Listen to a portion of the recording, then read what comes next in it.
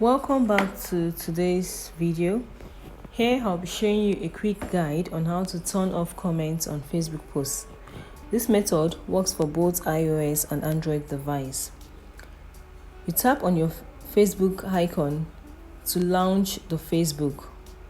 Then you tap on your profile picture or your name to go to your profile page. While in the profile page, you scroll through the profile to locate the post on which you want to turn off comments. Then you tap on the three dots in the top right corner of the post. This is the three dots. You tap on it. This will open a menu of options for the post. Tap on Edit Privacy and select Privacy to Public. Then you click Done.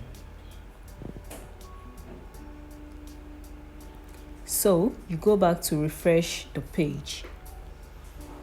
After doing that, you locate the post again and tap on the three dots again. Now you will see who can comment on this post.